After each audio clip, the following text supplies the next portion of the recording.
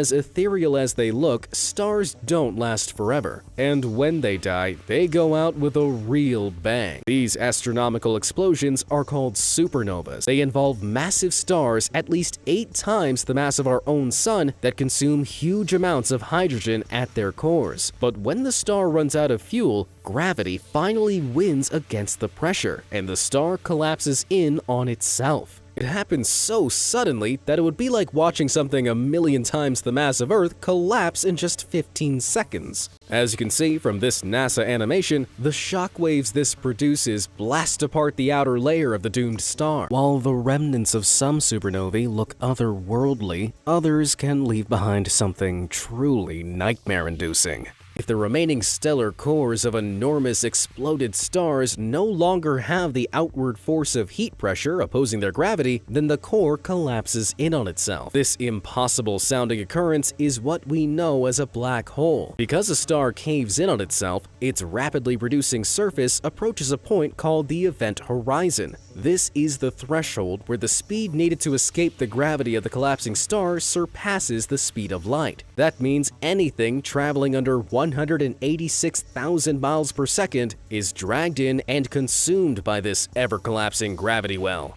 While black holes hog all the limelight, their neglected twin white holes barely get any airtime at all. That's right, white holes are, as the name suggests, the theoretical opposites of black holes. As I previously mentioned, black holes have gravitational boundaries that can stop just about anything from escaping. Well, after some physicists fiddled with the maths back in the 1970s, they concluded that an opposite entity could exist that prevents anything from entering instead. So while a black hole gobbles up matter, a white hole spews matter out. Not because it's rare, but because it literally rains diamonds. This incredible occurrence starts in the atmospheres of gas giants like Jupiter, Saturn, Uranus, and Neptune. All 4 planets have atmospheres that contain high quantities of methane. During lightning storms, the electrical energy converts the methane into soot, which clumps together and hardens into chunks of graphite. As the chunks get heavier, they're dragged down by the planet's gravity and into the ever-increasing pressure of its atmosphere. While they fall, the carbon atoms are compressed into incredibly sized diamonds, with some of the largest measuring about a centimeter in diameter. On planets like Saturn, these storms are so frequent that about 1,100 tons of these dazzling stones drop to the surface every year.